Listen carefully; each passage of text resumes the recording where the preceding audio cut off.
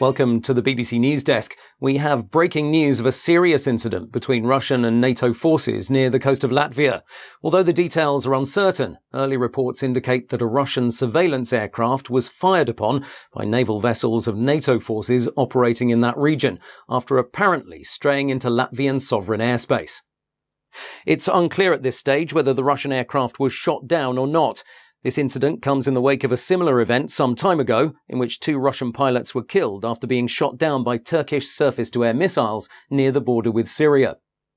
It's not known what caused this latest incident or at exactly what time the conflict took place, but it is believed that it happened earlier today and that Russian forces have returned fire.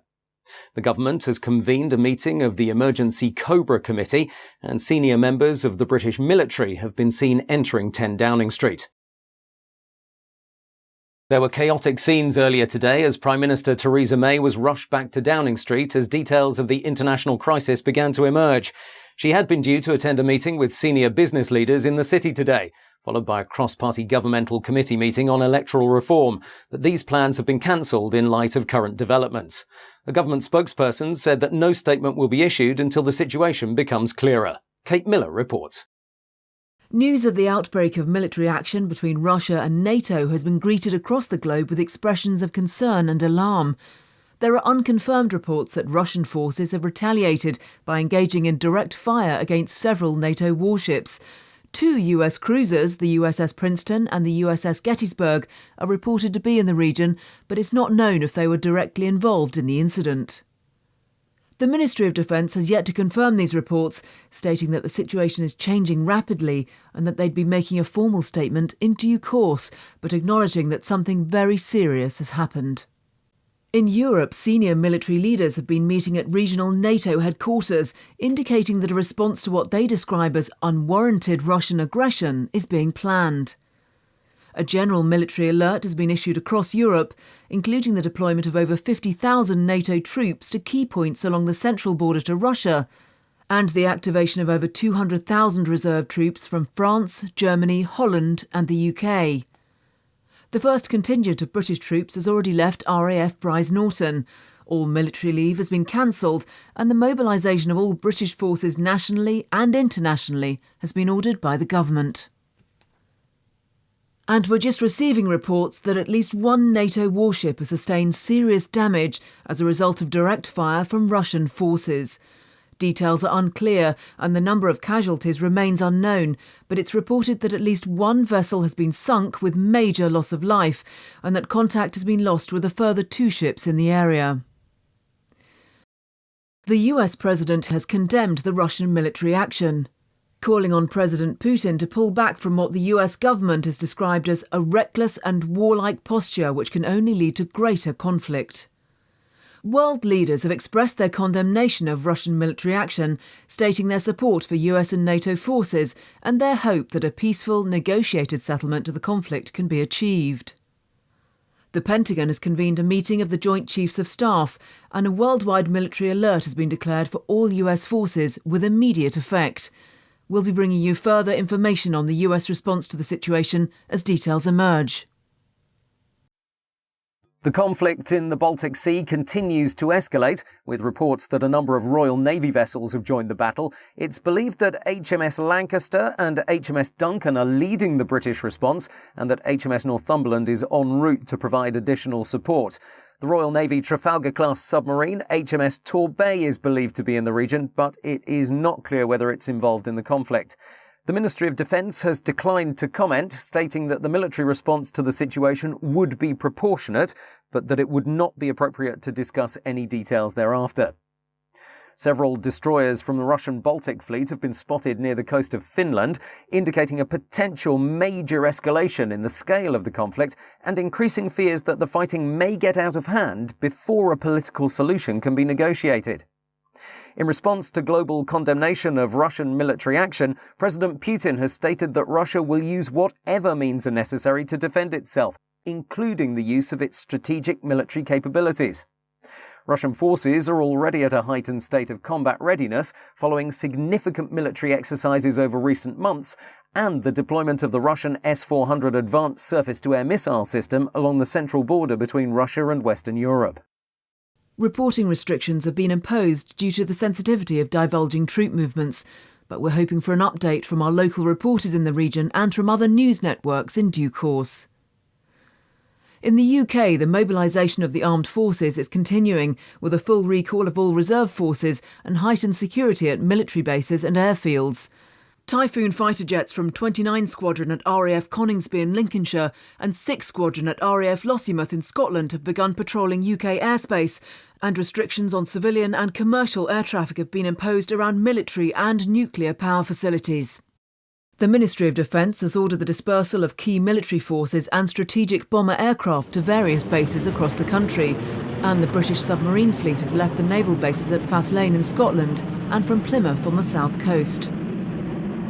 Traffic restrictions have been reported on certain motorways and access points, causing tailbacks in many areas and bringing traffic to a virtual standstill on parts of the M25. Emergency services and hospitals in the UK have also been placed on high alert. A senior spokesperson for the NHS has stated that it's important the UK is prepared for any eventuality, but that this should not be a cause of undue concern. And just to recap on the main points so far, a serious incident has been reported between Russian and NATO military forces in the Baltic Sea, apparently resulting in direct fire from Russian warships against US and British naval forces, resulting in the loss of at least one naval vessel, and with casualties now exceeding over 200 troops killed and several hundred more either injured or unaccounted for. It's not clear when the first incident took place, but it appears that sometime earlier today, a Russian surveillance aircraft was fired upon by NATO forces after apparently entering Latvian sovereign airspace. It's not known whether the Russian aircraft was shot down, and the Russian government so far has neither confirmed nor denied that this incident took place. A NATO spokesperson has reported significant troop movements in Russia near the borders of Latvia and Estonia, prompting fears that a much larger regional conflict is becoming inevitable. A full-scale military response is underway involving combined NATO forces, although the scale and severity of the conflict remains unclear. We're expecting a statement shortly from the British government following an emergency meeting of the Cabinet in a joint session with senior military leaders. It's clear, however, that the situation is extremely serious and is continuing to escalate.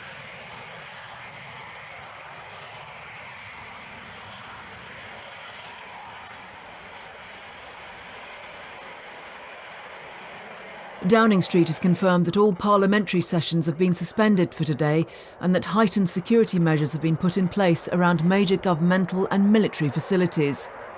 Reporting restrictions have also been imposed on all major news networks, reflecting what the government described as a sensitive and volatile situation which represents a substantial and immediate threat to our national security. And with the latest report from the conflict, it's believed that a Russian-guided missile destroyer has been hit by a missile fired by the British naval fleet, apparently sustaining major damage with many casualties. Heavy fires on board have been reported as NATO forces continue to retaliate. Russian search and rescue vessels are on the scene, with additional support en route from their Baltic fleet, who are expected to arrive in the region shortly. And we do now have footage of the conflict from the region. This is the scene of Russian warships based directly off the coast of Finland.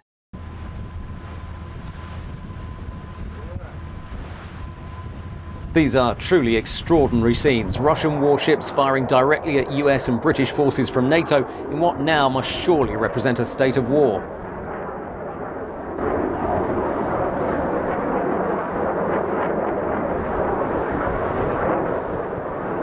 We expect to receive a statement from Downing Street shortly about the escalating crisis and how British and international forces plan to respond to the situation.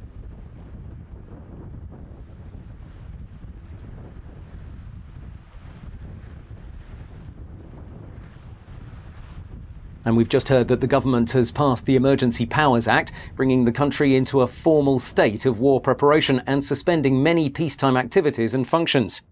Central government in the UK has been suspended, and power has now been passed instead to a system of local officials dispersed across the country.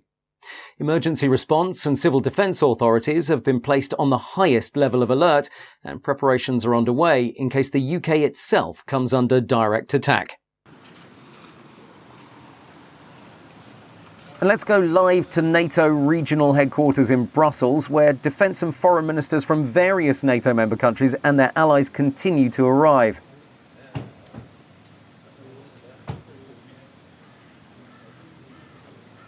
One of the early arrivals is the Belgian Minister of Defence, Steven van der Puut,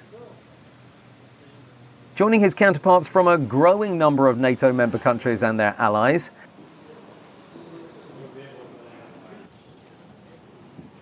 And we see the arrival of representatives of the Danish government. Yes, we believe that this is Michael Zilmer-Johns, the Danish ambassador to NATO.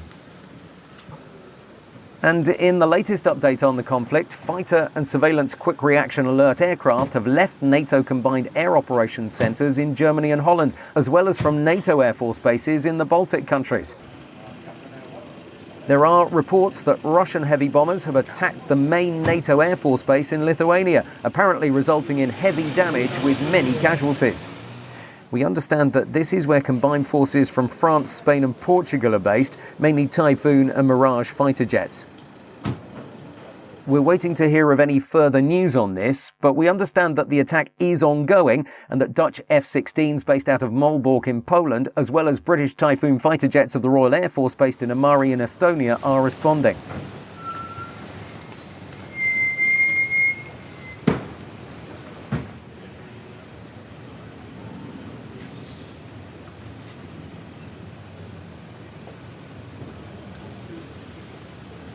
And this is US Secretary of Defense Ashton Carter just arriving at NATO headquarters in Brussels, clearly accompanied by several high-ranking military commanders, surrounded, as you would expect, by US Secret Service, and again, not wanting to address waiting reporters. Clearly, something major is underway here in Europe as NATO plans its response. And we have another arrival. The security here is very heavy. There are armed officers surrounding the area.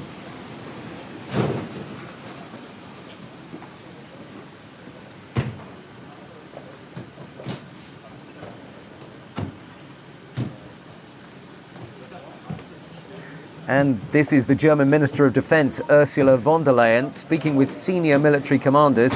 We get a real sense of the seriousness of the situation. And we'll come back to NATO headquarters in Brussels. We expect the British Secretary of Defence to arrive there shortly. But for the moment, let's go back to Kate Miller to see what the latest developments are. Kate. Thanks, John. And in a further dramatic development in the growing international crisis, Russian troops have crossed the border into Estonia and Latvia. International observers have reported a significant incursion involving an estimated 75,000 Russian troops and a number of tank divisions and missile regiments. Heavy fighting has been reported along the border areas, but Russian forces have broken through in several places and are moving quickly towards the capitals of both countries. An estimated 15,000 NATO troops are stationed in the Baltic states, making it unlikely that any significant defence of the territory can be achieved. Russian heavy armoured divisions have surrounded the strategically important cities of Narva and Voru in Estonia and Rozenka and Kraslane in Latvia in an attack led by elite Russian special forces. Russian troops and heavy armoured divisions based in Belarus and in the Russian enclave of Kaliningrad have also been massing along the border of Lithuania, with incursions of Russian fighter and surveillance aircraft already being reported in Lithuanian airspace. The national government in Vilnius has declared a state of emergency and has requested NATO support in defending its country against Russian aggression.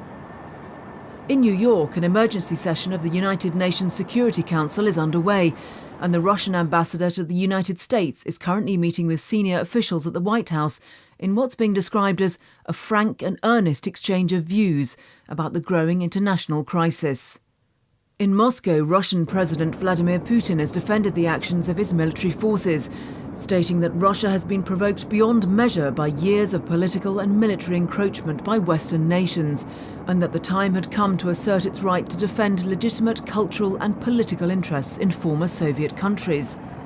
It's not known whether the US president has had any direct contact with his Russian counterpart, or whether the so-called hotline between the White House and the Kremlin, in place since the Cuban Missile Crisis, has been used since the conflict started. The US President, the US Secretary of State, plus a number of other key political and military leaders, have left Andrews Air Force Base in Air Force One and are likely to remain airborne until the crisis is stabilised. NORAD has declared DEFCON 2, bringing all American strategic nuclear forces to a high state of readiness and sending America's strategic bomber wings to their assigned fail-safe points across the globe. All remaining vessels of the US submarine fleet have sailed from their bases, joining an already substantial contingent of naval vessels in international waters. Let's go back to NATO regional headquarters in Brussels. These were the scenes a few moments ago. The British Secretary of State for Defence, the Right Honourable Michael Fallon MP, in Brussels originally to chair a NATO committee on defence planning, but now arriving at this emergency meeting of international NATO leaders.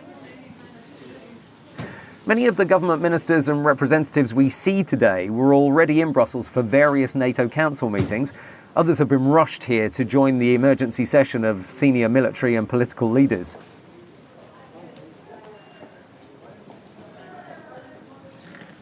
And the Defence Secretary seems to be speaking with reporters. He's completely surrounded. But let's try to listen in to what's being said. Well, this is further reassurance for our allies on the eastern flank of NATO, for the Baltic states and for Poland. And that is part of our policy of more persistent presence on the eastern side of NATO to respond to any further Russian provocation and aggression. Large numbers of troops? A small number of troops to start with. Can I accept that NATO is on the back foot? NATO and Britain, of course, therefore, have all been outfoxed by Russians? Well, Russia is making a very dangerous situation. Russia is making a very serious situation much more dangerous. And we'll be meeting today to see what we can do to de-escalate this crisis, particularly in terms of air safety. We've seen something I didn't think would happen again in my lifetime. We've seen him trying to change international borders by force in Europe. France, the United States and ourselves have nuclear weapons. The rest of NATO enjoys the protection that gives. And by the way, a number of their air forces, of course, are committed and ready to be able to carry nuclear weapons. We're not aiming them at Russian cities. But the whole purpose of having nuclear weapons is that any of our adversaries should be left unsure as to the precise circumstances in which we would fire them. Michael Fallon, thank you very much for joining us. I know it's a busy day for you.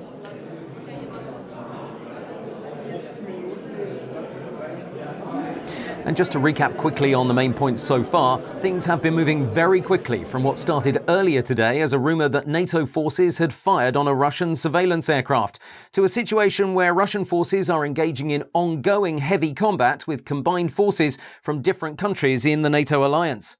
Russia has invaded Estonia and Latvia with an estimated force of 75,000 troops and a number of tank divisions and missile regiments.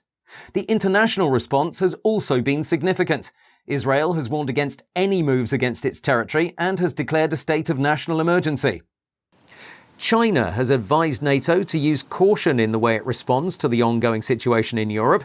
A spokesman from the US State Department has confirmed that Chinese officials have also warned the US against any military activity in the South China Sea from its bases in the Philippines, stating that any such action would be interpreted as an act of aggression and would be dealt with accordingly. North Korea has declared its support for Russia and has begun mobilizing an estimated 300,000 troops along the border to South Korea, increasing concerns that the growing military crisis in Europe will spread to other international locations.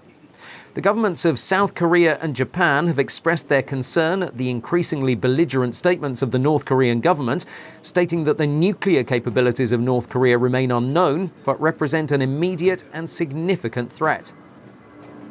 There are reports of massive troop movements within Russia, and there are real concerns that this conflict might escalate rapidly. Reuters news agency has reported that the much-feared Topol-M mobile missile launchers are being moved into strategic positions along the central frontier to Europe, so Russia is sending a very clear signal to NATO's Central Command. The representatives of the Polish government have just arrived. Surely they'll have serious concerns about Russian military intent, especially given their proximity to the Baltic states. Polite smiles all round, but the sense of urgency and tension is clear. And almost straight away we have another arrival. I'm not completely sure which country this delegation's from. This is live from Brussels. We can really feel the sense of urgency and tension in the air. Security is extremely tight and very few of the representatives really want to stop and talk to the media. Clearly, this is a situation of the utmost seriousness and no doubt a full military response is being planned. And in breaking news, Buckingham Palace has announced that the Queen and senior members of the royal family have been evacuated to a secure location outside London. No details have been given, and it's not clear when exactly the evacuation took place, but sources indicate that the decision was based on advice from the Defence Secretary, who's currently attending an emergency session of senior NATO military leaders in Brussels. The Queen is apparently fully aware of the ongoing situation and is being kept informed of developments as they occur. Buckingham Palace has said that they will not be issuing a formal statement beyond this announcement, but that they urged people to remain calm and to monitor the situation closely. The Polish government has expressed their concern about the accumulation of Russian forces along its northeastern border with Belarus, fearing that they may push towards Germany and in doing so reclaim many regions within its country that used to be under Soviet control. Poland for many years has permitted NATO early warning and defence missile systems on its territory in a move seen as provocative by the Russian military, and these are likely to be targeted by Russia in any significant move of its army towards Western Europe. Large-scale evacuations have already been reported in Warsaw and Krakow, prompting fears that the movement of people away from major cities might interfere with the deployment of troops and military vehicles to key defence positions. All civilian and commercial air traffic in the region has been suspended, and emergency civil defence measures have been initiated by the Polish government. We can now go to our senior military correspondent, retired Army General and ex-head of British Armed Forces, Sir Norman Fairchild, who's been closely monitoring the situation. Thank you for joining us, Sir Norman. Firstly, can you give us your assessment of the situation and where you think things might go from here? Well, this is clearly a very serious situation, but one I have to say that might have been foreseen. It has been clear for some time that there's been a more fundamental tension between Russia and the West regarding the encroachment of NATO forces and defense systems upon the Russian border and historical territory, so this possibly has been coming for some time.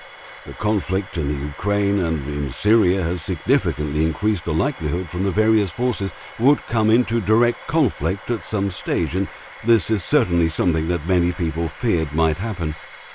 So is this possibly something that Russia has been planning for? Well, I think we need to bear in mind that Russian forces have been building their military strength for a number of years, investing heavily in advanced technology and having a level of war readiness that few countries could claim. We have seen several large-scale military exercises by Russian forces, which of course is a convenient way of disguising the deployment and positioning of its military assets, and they of course know that Western forces are already fully committed in various conflicts in the Middle East. I have to say that I'm not convinced that this particular episode, as serious as it is in itself, is the full picture. I believe that this is part of something much bigger and is more likely, in fact, to be a diversion from Russia's true military intent, which remains to be seen. We've seen that the government has passed the Emergency Powers Act. Most people will be unfamiliar with what this means, so can you tell us what the significance of this is in military terms? The significance really is twofold. The first is the level of readiness it brings, preparing the country for a state of war and bringing all British armed forces to the highest possible levels of planning and preparation. This necessarily includes the British strategic nuclear deterrent. This, of course, has never happened before, so how quickly and effectively we can respond remains to be seen. But clearly, there is a real urgency now due to the severity of the crisis. The second and possibly more serious implication is that it tells us that our intelligence services have assessed the threat as being very dangerous, so they clearly know that something is up.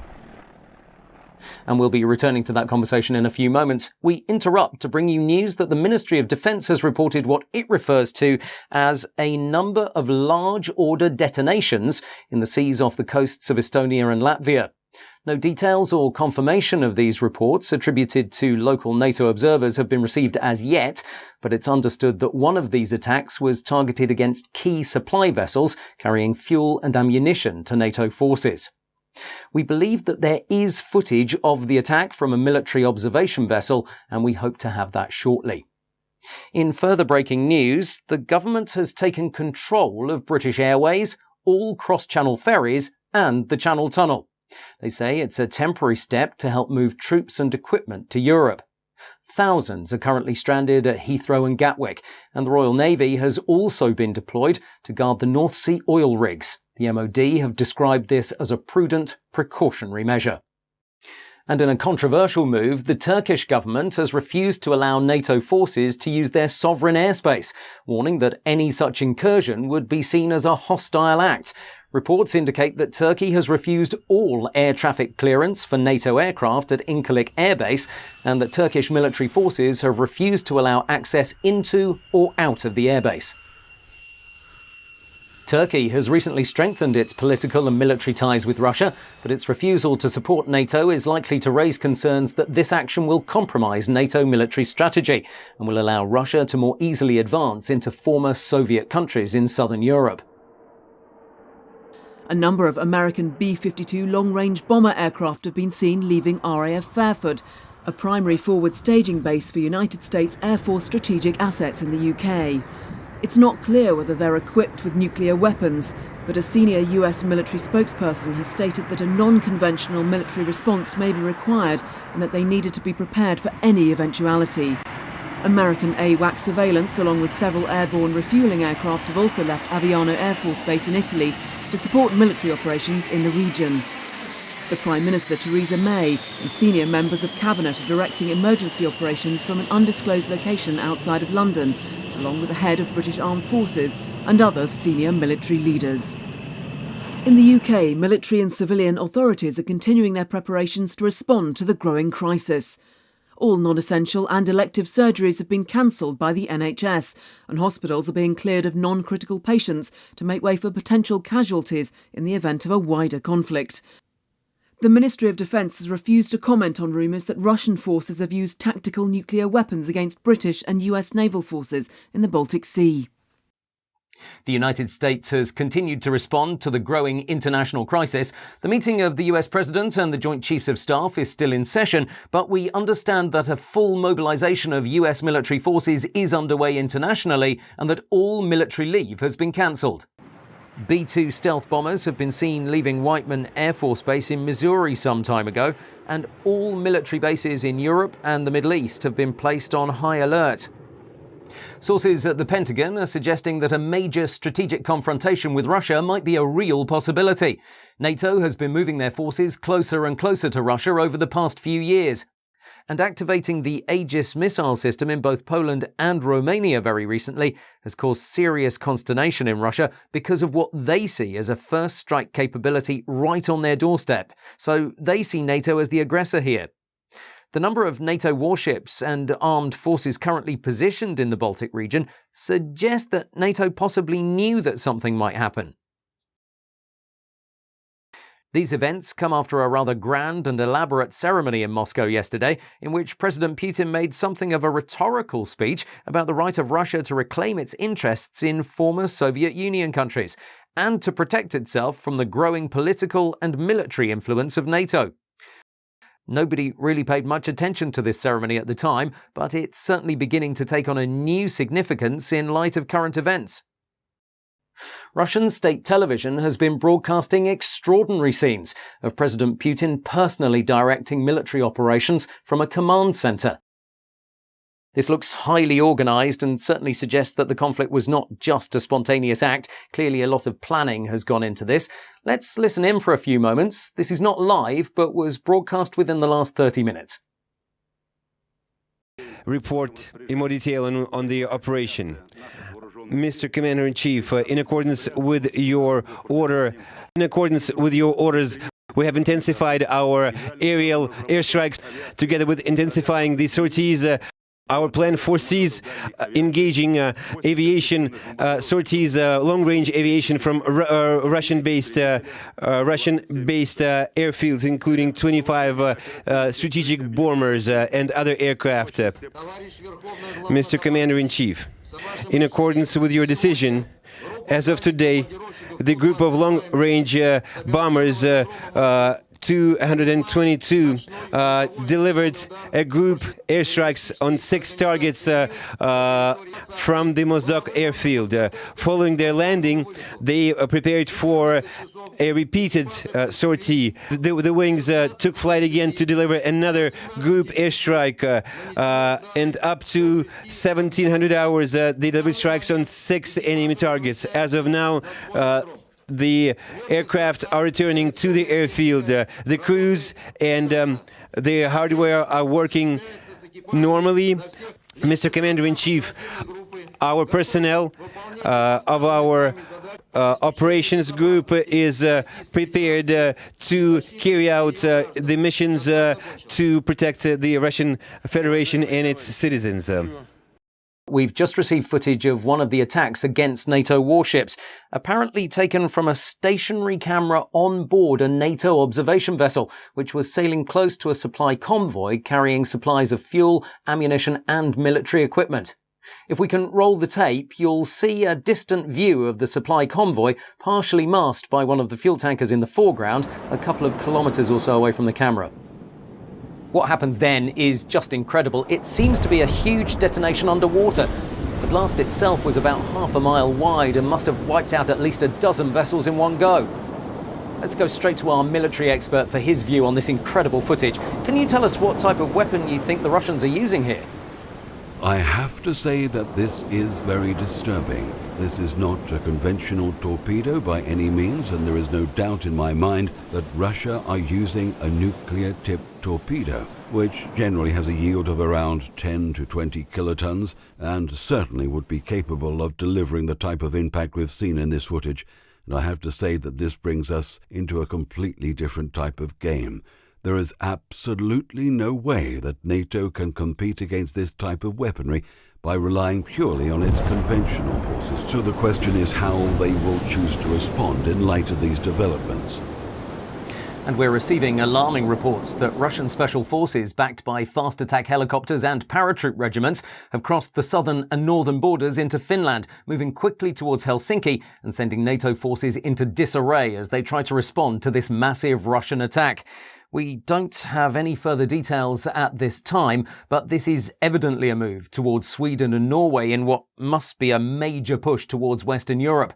We understand that the Russian Northern Fleet, led by the Kirov-class battlecruiser Peter the Great, has taken up a strategic position in the Norwegian Sea, and we believe that they have very considerable military assets, such as fighter jets, advanced amphibious and landing craft, Akula-class submarines, and of course hundreds of cruise missiles, including those capable of carrying nuclear warheads. Having already crossed the border into Latvia and Estonia, and now into Finland, the looming question is how far Russian forces will go. Will they continue to advance and to defy NATO's declared policy of defence by all means, including the use of tactical nuclear weapons? We're now being joined by our colleagues at the BBC studios in Manchester, who'll be helping us as we bring you live news. Let's hand over for the moment to my colleague Simon Kendall. Simon. Thanks, John. We've been watching the situation with concern and will be providing any updates and information possible. We're also here in case Broadcasting House in London needs to be evacuated, which we believe is a possibility. Our military expert Sir Norman Fairchild will also stay on the line with us for the time being. But for the moment, let's get the latest news from Kate Miller. Kate? Thanks, Simon. We're just receiving reports that the Russian Air Force has bombed several military installations in Poland and that Russian tanks and heavy armoured divisions have crossed the border from Belarus into Poland just west of the city of Brest, which must surely mean that they'll push directly towards Warsaw. Russian paratroopers have surrounded the strategically important port of Gdansk and heavy fighting has been reported in the area. We've also had news that the Russian Air Force has attacked NATO missile defence systems in Romania and that Russian paratroopers have taken control of Odessa in Ukraine. Warships from the Black Sea Fleet have been spotted off the coast of Romania, and reports indicate that Russian special forces have landed just north of the city of Constanta. The NATO military base at Deveselu in Romania has been hit by cruise missiles fired from the Russian guided missile frigate Admiral Grigorovich, with over 40 confirmed fatalities and heavy damage to buildings and runways. The government of neighbouring Moldova has declared a state of surrender and has pledged allegiance to the Russian state, providing a potentially important staging position and indicating Russian intent to push northwards and retake the western half of Ukraine.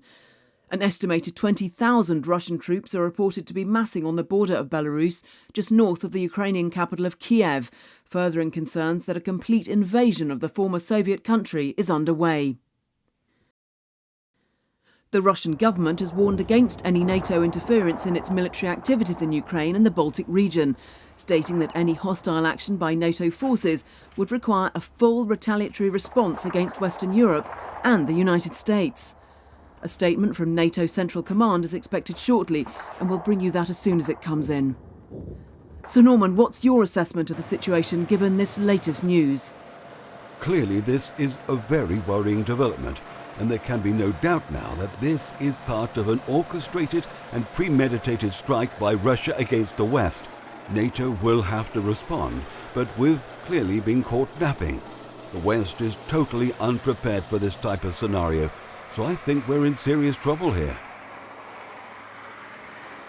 NATO Central Command has confirmed that Russia has invaded Romania, adding that giant Antonov and Ilyushin military cargo aircraft of the Russian Air Force have dropped elite Russian special forces and heavy combat equipment and vehicles within 20 kilometres of the eastern border of Hungary and south of the Romanian border to Ukraine. There's been no official statement from the Romanian government, but it's understood that no retaliatory action is likely to be initiated by Romanian armed forces. The government of Ukraine has repeated their expression of concern and has requested direct military action by NATO against massing Russian forces. The Russian government has repeated its assertion that its action is in response to years of increasing encroachment and political interference by NATO and its allies, warning that they'll respond massively should NATO create any further escalation in the conflict. NATO has reported heavy fighting near the Latvian capital of Riga and has confirmed that Russian forces have seized control of Tallinn in Estonia. Russian forces are moving rapidly west towards Helsinki in Finland and are continuing to engage in heavy naval battles in the Gulf of Finland. In Poland, heavy fighting has been reported as Russian forces move towards Warsaw, both from the north and east. The strategically important port of Gdansk has been captured, increasing the Russian stronghold in the Baltic Sea and providing an important staging point for further military action towards Western Europe. Thanks, Kate. We now have on the line Keith Fuller, an expert in civil defence and chief advisor to the government on emergency measures and contingent planning. Keith, we appreciate you joining us. You, more than most people, will appreciate the seriousness of this situation, and we know that there's growing concern that this conflict might escalate into a more strategic nuclear confrontation. The standard advice to the public is to gather food and water and to create a shelter in their home to protect them against blast and fallout. What's your assessment of the effectiveness of such measures? I can tell you that I've worked in civil defence for some 25 years, and the literature that was being churned out in the 50s is practically the same as we now have this idea of upturning a table and putting it against a wall and surrounding it with cushions and painting the windows white and bringing in enough food to last for a fortnight into the room so that you can live in this room for a fortnight. I mean, good heavens, if this building is in the target area and it's shattered, broken in some way, then the fallout dust, which comes down immediately after the explosion in high levels, very heavy dust, the initial stuff that comes down, this will be very, very highly radioactive. It will not be stopped by cushions, it will not be stopped by wood, and the people that are sheltering in that makeshift shelter will certainly be dead within a few days to a few weeks from radiation sickness. But with respect, I know that you've been critical of government policy on civil defence, but this is the general advice from government sources. Surely it has some merit in protecting people if there's a major attack. Isn't this the whole basis of the principle of protect and survive?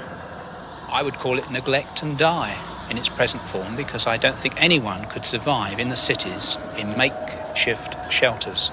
It's absolutely preposterous to expect anyone to survive under those conditions.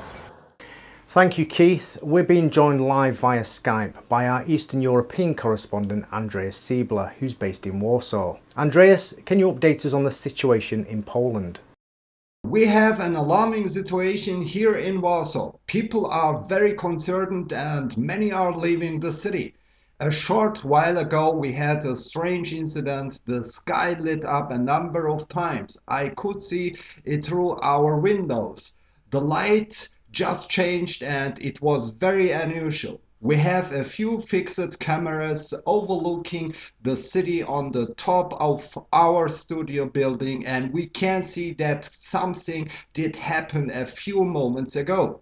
Nobody knows what is really happening. Andreas, we understand that the Polish government has declared a state of emergency, but have you witnessed any direct fighting or heard from anyone closer to the front line? We are hearing sirens over Warsaw. We think that something is about to happen. We have been told to get shelter as quickly as possible. Maybe they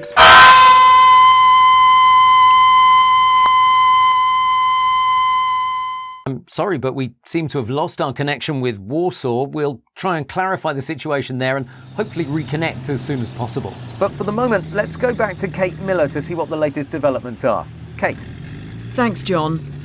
The leader of the Labour Party, Jeremy Corbyn, has complained that the government is not telling the public the whole truth about the conflict, arguing that people have the right to know what's happening and what danger they face.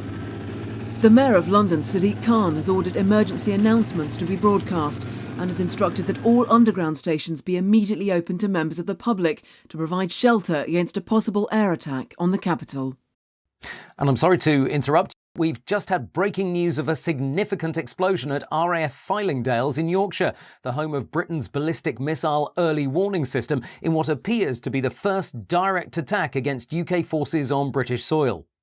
We've also had reports of similar attacks on Thule Air Force Base in Greenland and on Clear Air Force Station in Alaska from what appears to be submarine-launched ballistic missiles. Sir Norman, this is clearly a strategic move by Russian military commanders. Yes, all of these military bases are part of a network of early warning radar systems designed to detect a nuclear launch against the West and to help to target incoming nuclear warheads. NATO has quite a substantial anti-ballistic missile system, but it relies on accurate targeting. So without these advanced radar capabilities, we'll be more or less shooting blind. It's pretty clear that we're going to get into a real shooting match very soon. Thank you, Sir Norman. Obviously, we'll be monitoring the situation carefully as the mobilisation of British forces continues to accelerate. We have live footage from RAF Northolt near London. These appear to be Typhoon fighter jets taking off in rapid sequence. We have unconfirmed reports that RAF fighters have been sent to intercept Russian long-range bomber and surveillance aircraft. We stress that this is not confirmed, but we will bring you as much information as possible as we receive it. For X-ray Lima 41 and 42 for potential renegade ops vector 05, 1326 and 1327. Scramble, scramble, scramble, acknowledge.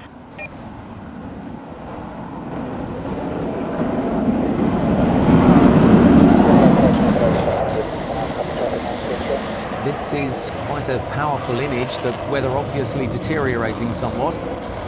Clearly heading straight to a high altitude as quickly as possible.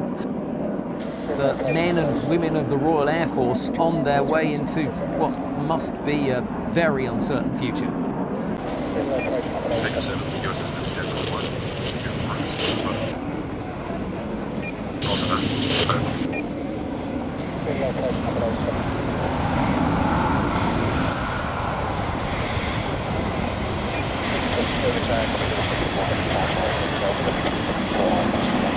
And we have similar scenes from NATO military bases and command facilities across Europe. Clearly, the military situation is of grave concern, but we're limited in what we can report. We've just heard that we can expect a live statement from NATO's Central Command in the next few minutes. Obviously, we'll bring you that as it happens. And we've just had news that the US ambassador and senior consulate staff are being evacuated from central London. Clearly, something has gone terribly wrong. Heavily armed US Secret Service personnel are escorting US diplomatic staff to waiting helicopters and military aircraft.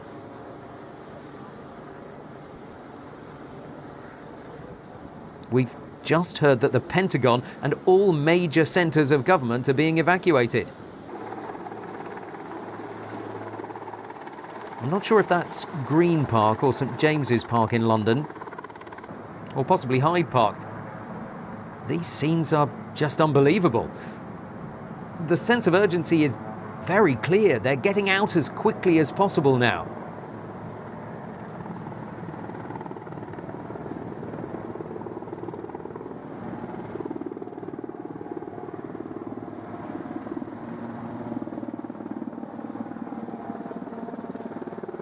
This is certainly a very frightening scene. All US military bases in Europe have been ordered to get their remaining aircraft into the air in what appears to be a frightening escalation in the conflict. And we're now going live to Brussels for a statement from NATO regional headquarters. Let's listen into this live broadcast.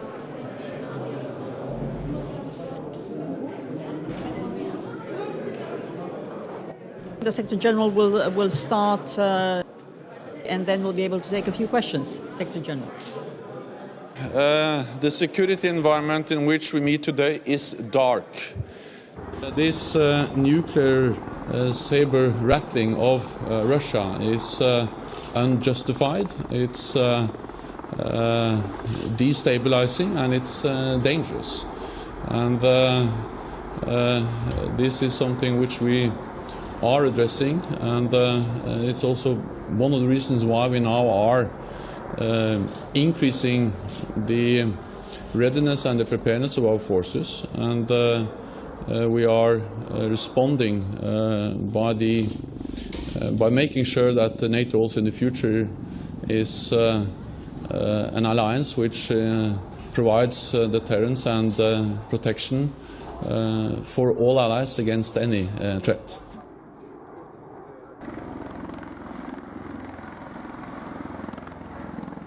And we've just had reports of a major detonation at Beale Air Force Base in California.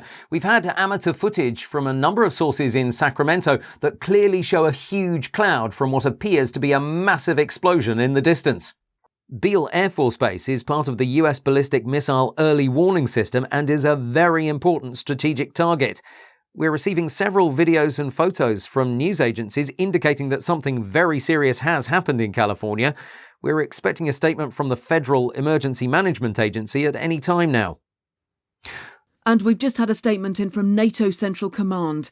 Western forces have used battlefield nuclear weapons against advancing Russian troops in eastern Poland, and have also confirmed the destruction of the Russian city of Kaliningrad, which was a major military centre and submarine base.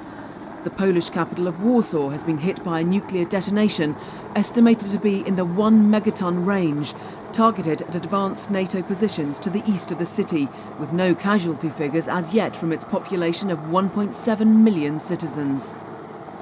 American B-2 strategic bombers have attacked Russian military bases in Belarus, and B-52 long-range bombers continue to approach Russian sovereign airspace. A NATO spokesman has said that efforts to contain the conflict are ongoing, and that the American and Russian presidents are in direct contact at this time. The US president has assured the American public that everything is being done to resolve the situation peacefully, and that the US government remains confident that the conflict can be contained. There are rumours that major Russian cities are being evacuated, and that a national civil defence programme is underway to move citizens to underground shelters and subway systems. In Britain, the Ministry of Defence has said that it continues to monitor the situation very closely, and that all efforts are being made to ensure the safety and security of the United Kingdom. The Prime Minister, Theresa May, is said to be gravely concerned about the escalating crisis, but has asked the public to remain calm and to be confident that everything's being done to resolve the situation peacefully. The Archbishop of Canterbury and other senior religious leaders have asked people to come together in prayer at this time of great peril and to have faith that goodness will prevail over the forces of destruction. And we've just had more breaking news that thermonuclear bombs of undetermined strength have exploded at NATO regional military headquarters in Brussels and at a major US military and radar base in Wiesbaden in Germany, resulting in the reported destruction of the city of Mainz and the outskirts of Frankfurt.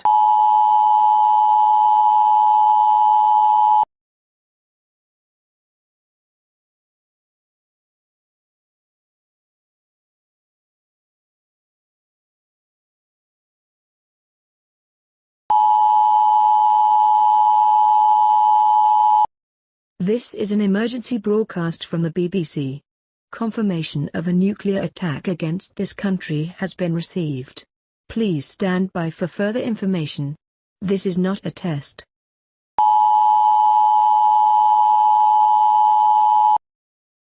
This is an emergency broadcast from the BBC. Confirmation of a nuclear attack against this country has been received. The threat level is extreme, meaning that a major attack is imminent. All airports and motorways have been closed for military use. Non-essential telephone lines have been disconnected. Civilians are advised to stay indoors. Please stand by for further information.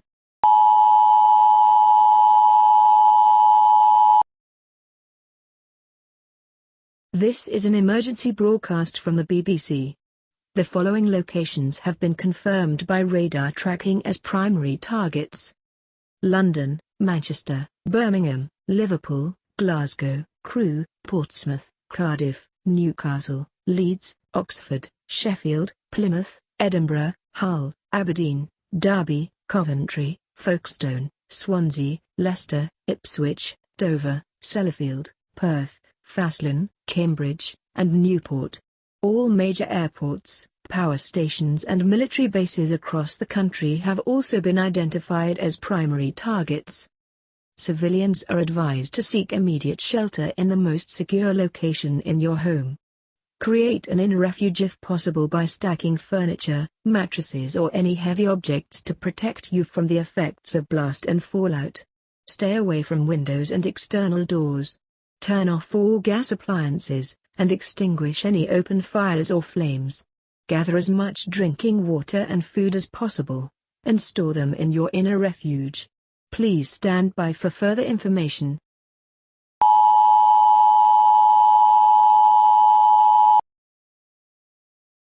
This is an emergency broadcast from the BBC. Confirmation of a nuclear attack against this country has been received. When nuclear impact is imminent, the attack warning red signal will be broadcast. The attack warning red signal will be sounded when nuclear impact is expected to occur within 90 seconds. When you hear the attack warning red signal, it means that your life is in danger and that you must act immediately. Seek immediate shelter in your inner refuge, or in the most secure location available to you. Do not go out of doors. Do not stay in any location where you might be exposed to the direct flash from a nuclear detonation, and do not look at the nuclear flash as this can cause permanent blindness or damage to eyesight.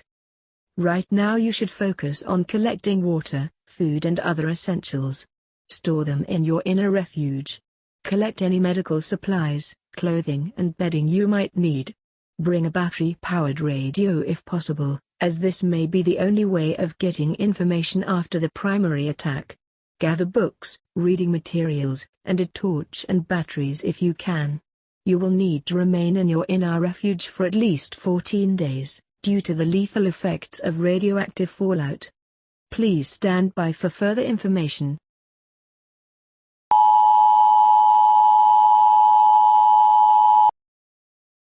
This is an emergency broadcast from the BBC.